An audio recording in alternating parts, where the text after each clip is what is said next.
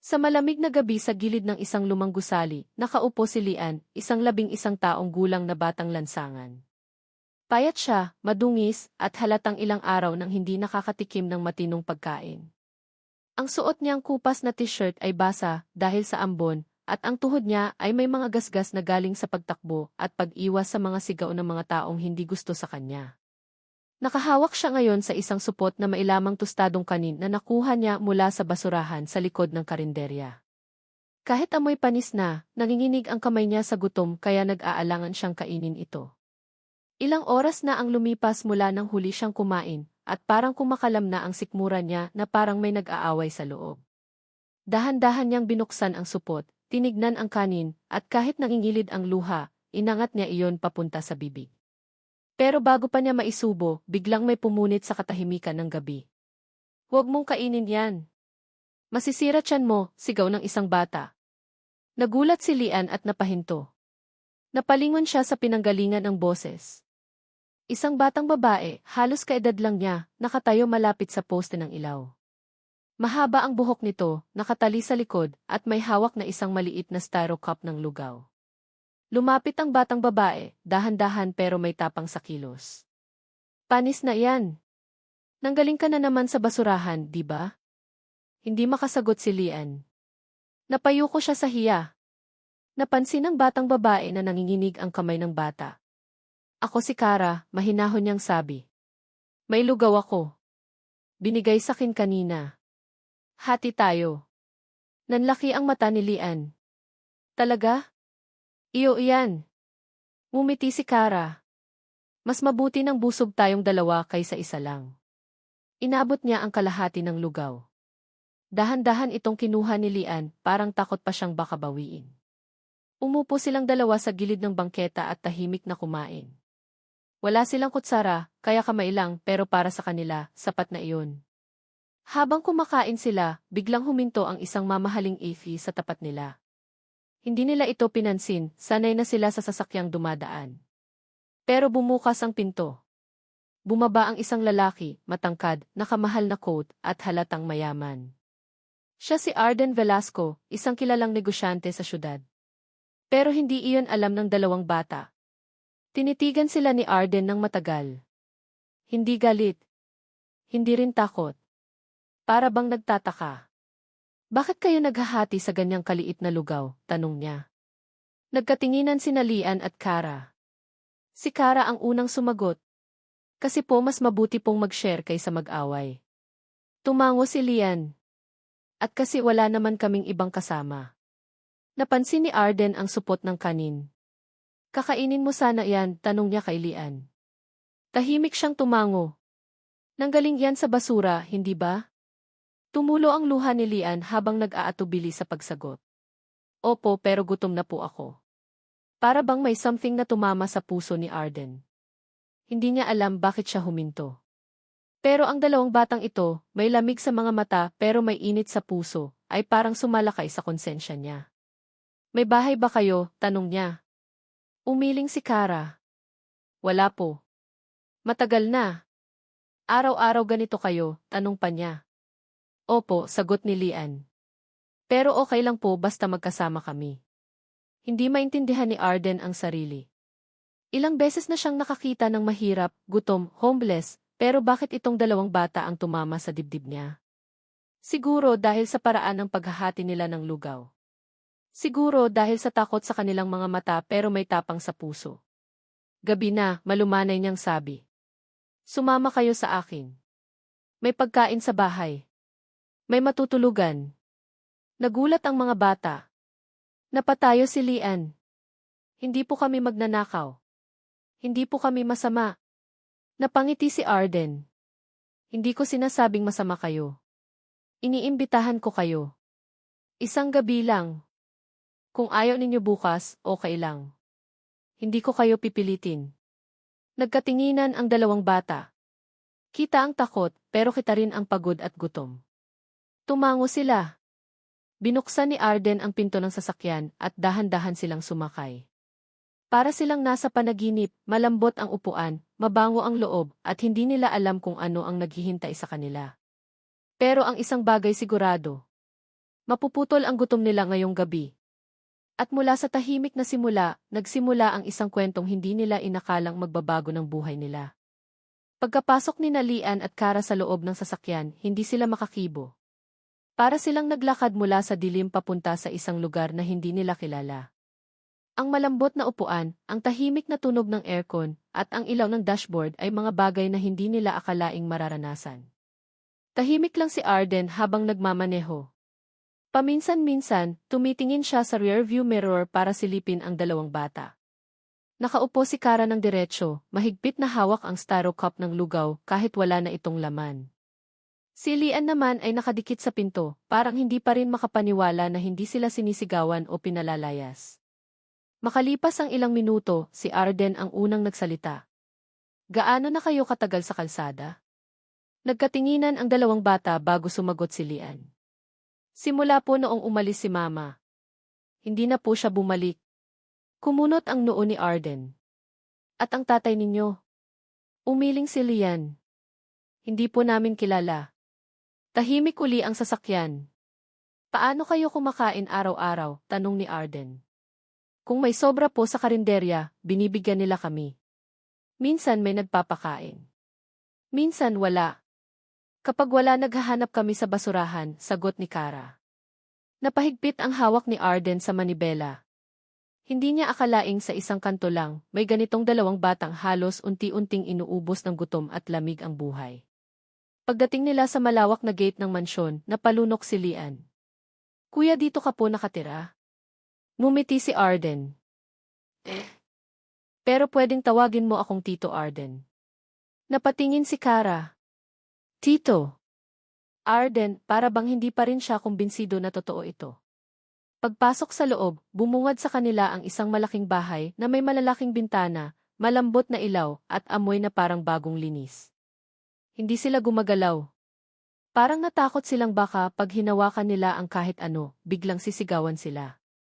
Lumapit si Arden at yumuko sa kanila. Walang sisigaw dito. Walang mananakit. Gusto ko munang kumain kayo at magpahinga. Nasa bahay kayo na walang maglalayo sa inyo. Tinawag ni Arden ang dalawang kasambahay. Lia, Marco, paupuin niyo sila at bigyan ng pagkain. Yung malalambot ang lasa, baka hindi sanay sikmura nila. Nagulat ang mga kasambahay pero sinunod nila. Inupo sina Lian at Kara sa mesa. Habang nakatitig sila sa mga pagkain, sopas, tinapay at prutas, parang nanginginig ang mga kamay nila sa kaba. Pwede po ba talaga namin kainin to? Tanong ni Kara. Tumango si Arden. Para sa inyo yan. Dahan-dahang kumain ang dalawang bata. Kita sa mukha nila ang pagbabagong unti-unting bumabalot sa kanila, hindi lang dahil sa pagkain, kundi dahil sa pakiramdam na may taong nagmamalasakit. Nakatayo lang si Arden sa gilid, pinapanood sila. Hindi niya maipaliwanag pero parang may butas sa puso niya na unti-unting napupuno habang nakikita ang dalawa. Pagkatapos kumain, may dumating na kasambahay na may daladalang tuwalya at damit. Tito Arden, sabi ni Lian, pwede po ba kaming maligo? Napangiti si Arden. Naman. Sigurado akong masarap matulog kapag malinis. Pinangunahan sila ng kasambahay papunta sa banyo. Pagpasok nila, napahawak si Kara sa gripo. Lian, may tubig malamig at hindi marumid. Napalunok si Lian. Hindi ko akalaing makakaligo tayo sa ganito. Habang naliligo ang dalawa, si Arden ay naglakad papunta sa study room niya. Umupo siya sa upuan at napabuntong hininga. Marami siyang iniisip, trabaho, negosyo, meeting bukas, pero ito siya, nag-aalala sa dalawang batang halos hindi niya kilala. Bakit sila? Tanong niya sa sarili. Marami naman siyang nakikitang nangangailangan. Marami rin siyang foundation programs. Pero bakit itong dalawang batang gutom sa kalsada ang hindi niya kaya talikuran? Binalikan niya ang huling eksena bago niya sila kinuha, ang dalawang batang nagbabahagi ng lugaw na sapat lang sana para sa isa. May puso sila, bulong niya sa sarili. May tapang. May kabutihan na hindi ko nakita kahit sa malalapit sa aking mundo. Pagbalik ng dalawang bata, nakasuot na sila ng malinis na pajamas. Halos maluwang pero sobrang lambot para sa kanila. Tito, sabi ni Kara, pwede po ba kaming matulog dito sa sahig? Baka po madumihan namin ang kama.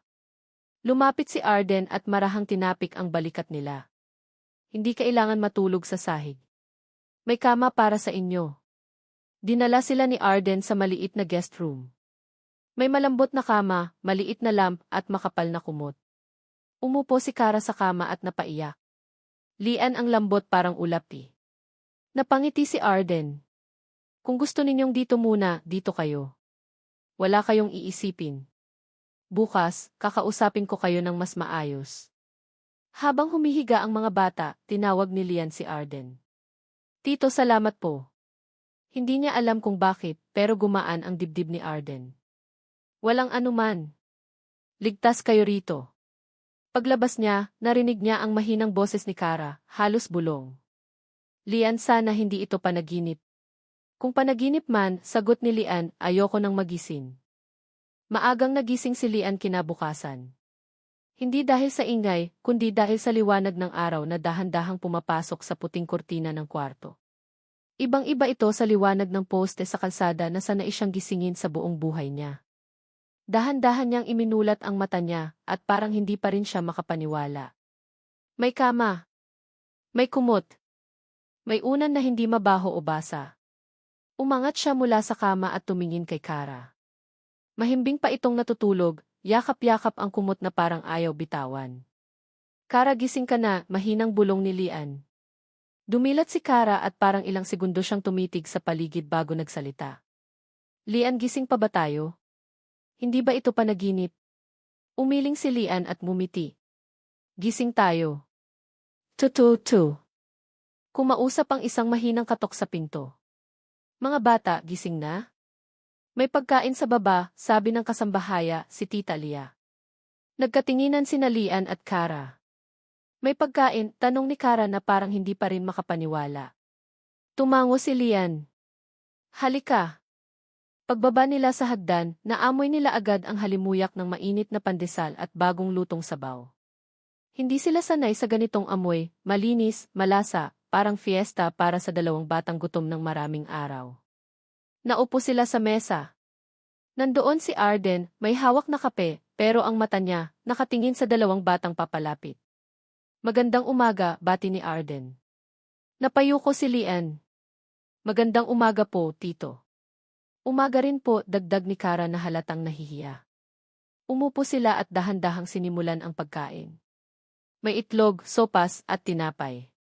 Hindi mamahalin, pero para sa kanila, parang pinakamagandang pagkain sa mundo. Habang kumakain, pinanood sila ni Arden.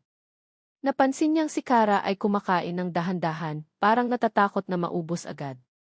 Si Lian naman ay maingat, sinusubukan huwag magmadali kahit kumakalampa ang tiyan. Ano plano niyo pagkatapos kumain? Tanong ni Arden. Nagkatinginan ang dalawang bata. Hindi sila prepared sa tanong. Kadalasan po naghahanap kami ng makakain ulit, sagot ni Kara. At kapag wala po, umuupo lang kami sa may gilid ng kalsada naghihintay ng awa, dagdag ni Lian. Tumigil si Arden. Parang masakit pakinggan ang sagot nila. Gusto ko sana kayong kausapin tungkol sa posibilidad, sabi niya, mabagal at maingat ang boses. Napataas ang tingin ng mga bata. May halong takot. May halong pag-asa. Ano po ng posibilidad? Tanong ni Lian. Huminga ng malalim si Arden. Kung papayag kayo, pwede kayong manatili rito habang pinag-iisipan natin ang susunod. Hindi ko kayo basta iiwan sa kalsada. Nanlaki ang mata ni Kara. Manatili. Dito po. Tumango si Arden. Walang pilitan. Pero hindi ko kayo hahayaang bumalik agad sa lansangan na walang direksyon. Nagkatinginan ang dalawang bata. Sa isang iglap, parang may malaking tanong na bumalot sa isip nila. Karapat-dapat ba sila? Paano kung biglang magbago ang isip ng mayaman? Paano kung isang araw mapalaya sila? Napansin ni Arden ang takot nila. Kaya tumayo siya, lumapit sa kanila at umupo sa tabi nila. Hindi ko kayo kukunin para gawin kayong utusan. Hindi ko kayo hihingin kapalit. Gusto ko lang bigyan kayo ng pagkakataong mabuhay ng hindi takot, gutom o pagod. Naluha si Kara. Tito, bakit po kami? Ngumiti si Arden pero may lungkot sa mata. Dahil kahapon sa kalsada nakita ko kayong nagbabahagi ng lugaw. Wala kayong pera, wala kayong pagkain, wala kayong tirahan pero marunong kayong magbigay. Maraming mayaman ngunit hindi kayang gawin yan. Hindi pa rin makapagsalita si Lian. Parang hindi niya alam kung anong mararamdaman. Kung papayag kayo, patuloy ni Arden, dito muna kayo habang inaayos ko kung paano ko kayo matutulungan ng mas maayos. Naiiyak na si Kara. Ayaw ko pong bumalik sa kalsada. Hindi kayo babalik kung ayaw ninyo, sagot ni Arden. Biglang tumayo si Kara at niyakap si Arden. Nagulat ang lalaki pero marahan niyang ibinalik ang yakap. Sumunod si Lian, sabay yakap din sa kanila. Wala silang sinabi. Pero sapat na ang yakap para maintindihan ang sagot. Maya-maya, kumatok si Marco, isa pang kasambahay. Sir, may meeting po kayo sa office. Tumango si Arden. Susunod ako. Bago siya umalis, yumuko siya at tinitigan ang dalawang bata. Magpapadala ako ng pagkain sa inyo mamaya. Mamili kayo ng damit pagkatapos kumain. At maglaro kayo. Dito kayo ligtas. Pag-alis niya, tumingin si Lian kay Kara.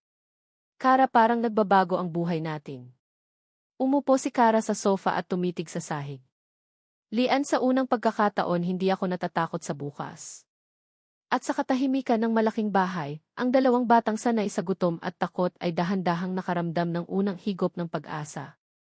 Sa gabing iyon, habang tahimik ang buong paligid, tahimik ding nakaupo si Elena sa tabi ng maliit na apoy na ginawa ni Mang Ramil. Mahina ang apoy, pero sapat para kahit papaano ay maramdaman niya ang kaunting init na matagal na niyang hinahanap. Pasensya ka na, anak, mahina at mahinang sabi ni Mang Ramil. Di ko man maibigay ang buhay na deserve mo pero hindi kita pababayaan. Hindi nakasagot si Elena. Napayuko lang siya at marahang kumurap, pilit na pinipigilan ang mga luhang gustong pumatak. Sa tanang buhay niya, ngayon lang may tumulong sa kanya ng walang kapalit. Mang Ramil, mahinang bulong ni Elena. Salamat po kahit hindi niyo naman ako kilala. Ngumiti lang ang matanda at inabot ang lumang tinapay na halos matigas na. Kain ka muna. Kahit papaano, makakadagdag lakas mo. Tinanggap ni Elena ang tinapay at kinagat ito ng dahan-dahan. Kahit matigas, parang napakainit sa puso niya. Wala siyang pamilya pero ngayong gabi, hindi siya mag-isa. Habang kumakain si Elena, napansin ni Mang Ramil ang sugat sa binti niya. Namamaga na ito at halatang masakit. Anak, kanina mo pa ba yan tinitiis? Tanong ng matanda. Kaunti lang po, sagot ni Elena, kahit halata sa boses niya na hindi iyon totoo. Tumayo si Mang Ramil at kinuha ang maliit na boteng mailaman na langis. Eto. Gawa ko to, pampawala ng kirot. Huwag kang matakot. Marahan niyang ipinahid ang langis sa sugat ng dalaga. Hindi alam ni Elena kung bakit pero kahit masakit, pakiramdam niya ay ligtas siya. Bakit niyo ako tinutulungan? Tanong niya. Napahinto saglit si Mang Ramil. Tingin ko kasi sayo para kang anak ko. Nanlaki ang mata ni Elena at hindi niya napigilan ang pagpatak ng luha. Noong bata pa siya, madalas niyang itanong sa sarili kung may experience pa ba niya ang pagmamahal ng isang magulang. At ngayong gabi parang sagot iyon sa bawat dasal niya. Salamat po. Salamat po talaga, bulong niya habang umiiyak. Hinayaan lang siya ni Mang Ramil. Walang salita. Walang tanong. Dahil minsan, ang tao kailangan lang ng lugar na pwedeng iyakan. Habang lumalalim ang gabi, mas lumalalim din ang ugnayan nilang dalawa. Hindi sila magkadugo pero nagtagpo ang mga puso nila sa parehong sakit, gutom at pangungulila. At sa unang pagkakataon matapos ang mahabang panahon. Nakatulog si Elena nang may kaunting pag-asa. Kinabukasan, maaga pa lang ay nagising si Elena. Tahimik pa ang paligid at ang malamig na hangin ay dahan-dahang humahaplos sa kanyang pisngi. Pagmulat niya, nakita niyang tulog pa si Mang Ramil sa gilid, nakaipit ang lumang kumot sa payat niyang katawan. Napangiti si Elena. Sa tagal ng panahon, ngayon lang ulit siya nagising na may pakiramdam na may nag-aalala sa kanya. Dahan-dahan siyang tumayo at lumabas ng barong-barong. Kita niya ang mahabang daan na babalot ng mahamog na hangin. Mula sa malayo, rinig ang tunog ng mga tricycle at sasakyang nagsisimula ng dumaan. Ngunit sa gitna ng lahat ng ingay, pakiramdam ni Elena, payapa ang puso niya. Hindi pa tapos ang laban, mahina niyang sabi sa sarili. Pero hindi na ako mag-isa. Habang nakatingin siya sa langit, naalala niya ang mga araw na halos sumuko na siya, mga gabing walang makain, mga umagang puno ng takot, at bawat hakbang na walang kasiguraduhan. Pero kahit ganoon, heto siya ngayon buhay, humihinga at may konting lakas na bumalik. Nang bumalik siya sa loob, gising na si Mang Ramil. "Oh, anak, gising ka na pala," sabi ng matanda habang inaabot ang lumang lata ng kape. "Mag-init tayo ng tubig. May konti pa akong natirang kape di." Napangiti si Elena. "Pwede po ba akong tumulong?" "Aba, naman," tugon ni Mang Ramil. "Dito, ikaw na maghalo. Para naman may matutunan ka." Habang naghahalo si Elena ng tubig at kaunting kape sa lumang tasa, napansin niya kung gaano siya kaingat. Parang may takot siyang baka sumobra, baka magkamali, baka gumastos ng sobra. Sanay siyang magtipid, sanay siyang walang-wala. "Anak," mahina ang boses ni Mang Ramil. "May iniisip ka ba?" Umiling si Elena, pero halata sa mata niyang meron talaga. "Mang Ramil," huminga siya ng malalim. "Baka po isang araw maging pabigat ako sa inyo." Nagulat ang matanda. Lumapit siya at marahang tinapik ang balikat ni Elena. Hindi lahat ng tao tinutulungan dahil may kapalit. At hindi rin lahat ng kabutihan nagiging pabigat. Napayuko si Elena at tuloy-tuloy ang luha sa kanyang pisngi. Hindi niya alam kung bakit napakabait ng matanda sa kanya, pero ramdam niya totoo ito. "Kung gusto mong bumangon, babangon ka," sabi ni Mang Ramil. "Nandito ako. Hindi kita iiwan." At doon, mas lalo pang umiyak si Elena. Hindi dahil sa sakit. Hindi dahil sa takot. Kundi dahil sa unang beses sa mahabang panahon, may nagsabi sa kanya na hindi siya iiwan. Habang umiinom sila ng kape, nagkwentuhan sila tungkol sa buhay, sa nakaraan, at sa maliliit na pangarap. Konti lang ang kape, konti lang ang pagkain, pero sobra ang init ng samahan. At bago matapos ang araw, sinabi ni Elena sa sarili, "Simula ngayon susubukan kong bumangon. Kahit mahirap, kahit mabagal. Dahil sa tabi niya, may isang taong handang sumuporta." Makalipas ang ilang araw, unti-unting nasanay si Elena sa bagong ritmo ng buhay kasama si Mang Ramil. Hindi man marangya, pero bawat araw ay may kaunting pag-asa. Sa unang pagkakataon, naramdaman niya na may direksyon na ang mga hakbang niya. Isang umaga, habang nagwawalis siya sa labas ng maliit na barong-barong, bigla niyang narinig ang malakas na busina ng sasakyan. Napatingin siya at nakita ang isang malaking itim na SUV na huminto sa tapat ng kanilang lugar. Makinis, bago at halatang pagmamay-ari ng mayaman. Napakunot ang noo ni Elena.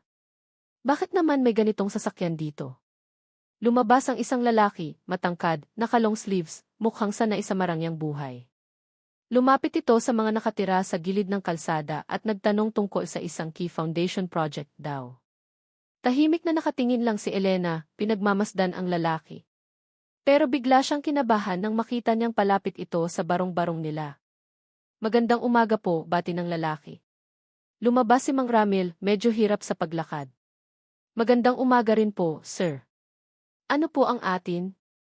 "May isinasagawa kaming survey," paliwanag ng lalaki. "Para sa programang tutulong sa mga batang walang tirahan at sa mga matatandang walang pamilya. Kayo po ba ang nakatira dito?" "Opo, kami nga," sagot ni Mang Ramil. Habang nag-uusap sila, tahimik lang si Elena sa gilid. Pero napansin ng lalaki ang payat niyang katawan, maruruming damit, at mata niyang parang takot na takot makipagtinginan. "Anong pangalan mo?" mahinahong tanong ng lalaki. Nag-alinlangan si Elena. "Elena po." Ngumiti ang lalaki. "Maganda ang pangalan mo." Para bang may kung anong tumusok sa dibdib ni Elena. Hindi siya sanay tawaging imaganda o pinapansin ng maayos. Biglang sumabat si Mang Ramil. "Wala po yan, sir. Anak-anakan ko na yan ngayon. Dinampot ko sa lansangan kasi kawawa." Tumango lang ang lalaki, halatang naaawa. "Gusto ko sana kayong isama sa listahan. Ito po ay hindi pangako, pero malaki ang posibilidad na mabigyan kayo ng tulong, gamot, pagkain, at temporary shelter." Napatingin agad si Elena kay Mang Ramil, parang nagtatanong kung totoo ba ito. Umiti ang matanda. "Anak, baka ito na ang hinihintay mong pagkakataon." Pero imbes na matuwa, biglang nanlamig ang pakiramdam ni Elena. Hindi niya alam kung bakit, pero parang may takot na bumalot sa puso niya. Kung aalis ako paano si Mang Ramil, bulong niya sa sarili. Habang sinusulat ng lalaki ang kanilang pangalan sa listahan, hindi niya maiwasang mailang. Matagal siyang sanay sa buhay na walang tiwala sa kahit sino. At ang biglaang tulong na ito parang nakakatakot sa kanya. Matapos ang survey, umiti ang lalaki sa kanila. Babalik po kami pagkatapos ng 2 linggo. Sana po maabutan namin kayo dito. Nang umalis ang AC, napatingin si Elena kay Mang Ramil. Mang Ramil, sa tingin niyo po, totoo yon? Tumawa ang matanda, mahina pero puno ng kabutihan. Hindi ko alam, anak. Pero minsan kahit ang hindi sigurado, dapat sinusubukan. Pero kung mapunta po ako sa shelter, kayo naman po ang maiiwan. Napangiti ang matanda at tinapik ang ulo niya. Anak, kung may pagkakataon kang gumanda ang buhay, huwag mong sayangin dahil lang sa akin. Matanda na ako. Ikaw ang dapat may magandang bukas. Nalaglag ang luha ni Elena bago pa man niya mapigilan. Hindi niya alam kung bakit mas masakit isipin na magkaiba sila ng landas. Kahit kakakilala lang nila, parang matagal na silang magkasama. Kinagabihan, habang nakahiga sila sa kanilang lumang karton, hindi makatulog si Elena. Ilang beses siyang nagpalit ng posisyon, pero hindi pa rin mapakali. Anak, hindi ka ba makatulog? Tanong ni Mang Ramil. Hindi po. Iniisip ko po lahat. Tahimik muna ang matanda bago nagsalita ulit. Elena, hindi mo kailangang magmadali. Kahit dumating man o hindi ang tulong, hindi kita pababayaan. Pero sana, handa kang tanggapin ang mga pagkakataong dumadating sa buhay mo. Natutuwa po ako dito, sagot ni Elena. Pero natatakot po ako sa pagbabago. Lahat naman tayo natatakot, sabi ni Mang Ramil. Pero mas nakakatakot yung mawalan ka ng pag-asa. Dahan-dahang tumulo ang luha ni Elena, pero ngayon hindi dahil sa sakit. Kundi dahil may taong nagtutulak sa kanya na maging matapang. At bago siya pumikit, mahina niyang sinabi. Mang Ramil, kung dumating man yung tulong, hindi ko po kayo iiwan. Umiti ang matanda, kahit hindi na malinaw ang paningin. Hindi naman kita pinipigilan, anak, pero salamat. At doon, sa ilalim ng malamlam na ilaw mula sa poste sa kalsada, natulog si Elena nang may bagong tanong sa puso niya. Kung may pagkakataon bang magbago ang buhay niya, handa ba siya? Makalipas ang ilang araw, mas naging tahimik si Elena kaysa sa dati. Kahit ginagawa niya ang mga gawain, pagwawalis, pag-igib ng tubig, o pag-aayos ng karton nila, halata na may iniisip siya. Napapansin ito ni Mang Ramil, pero hinahayaan niyang si Elena ang kusang magsalita kapag handa na. Isang tanghali, nakaupo sila sa gilid ng kalsada habang kumakain ng kaunting tinapay na binili ni Mang Ramil mula sa natirang barya. Mainit ang panahon pero mahangin. Tahimik silang pareho hanggang sa hindi na natiis ni Elena ang bigat sa dibdib niya. Mang Ramil, mahinang sabi niya. O anak, sagot ng matanda, hindi inaalis ang tingin sa kumukulong tubig sa lumang lata. Kapag dumating po ulit yung mga tao mula sa foundation, ano pong gagawin natin? Umupo ng diretso si Mang Ramil, halatang seryoso ang tanong. Anak, ikaw ang magdedesisyon yan. Hindi ako. Napayo ko si Elena. Pero natatakot pa rin po ako. Naglakad pa palapit si Mang Ramil at dahan-dahang umupo sa tabi niya. Anak, normal matakot. Bata ka pa. Marami ka pang hindi alam. Pero may mga pagkakataon sa buhay na kahit takot ka, kailangan mo pa ring tumuloy. Pero paano po pag napahiya ako? O pag hindi pala totoo ang tulong nila? Umiti ang matanda. Hindi pa naman nangyayari, sa baka mas nauna kang matakot kaysa makakita ng pag-asa. Tahimik si Elena. Tama si Mang Ramil. Takot talaga ang humahawak sa kanya. Anak, dagdag ng matanda. Mas malala ang mawala ng pag-asa kaysa sa maloko minsan. Napaluha si Elena. Para sa isang taong halos buong buhay ay kapos, walang tiwala sa mundo, at puro sakit ang naranasan, mahirap talagang maniwala na may mabubuting bagay pa. Kinagabihan, malakas ang hangin. Lumangit-ngit ang yero ng barong-barong nila habang tinatamaan ng malamig na hangin. Mahigpit na yakap ni Elena ang sarili niyang braso habang nakahiga. Anak, tawag ni Mang Ramil. Ko. Kung may pagkakataon kang matuto mag-aral, magkaroon ng mas maayos na buhay, gusto mo ba yon? Tahimik. Pero ramdam niya ang tibok ng sarili niyang puso. Opo, di. Mahina niyang sagot. Gusto ko po. Kahit hindi ko alam kung paano, gusto ko po talaga. Ngumiti si Mang Ramil. Yan ang una mong hakbang. Ang umamin sa sarili mo. Natulog silang may gaan sa dibdib. Pero hindi nila alam, may pagbabago ng paparating. Kinabukasan. Maaga pa lang ay may ingay na sa labas. May humihintong mga sasakyan, may bumababa, at may mga taong may suot na di. Muling bumalik ang foundation. Nakita agad ni Elena ang lalaking bumisita noong una, malinis ang suot, mabait ang ngiti, pero ngayon may kasama siyang 3 staff, at may dalang mga kahon ng pagkain. Magandang umaga ulit, bati niya.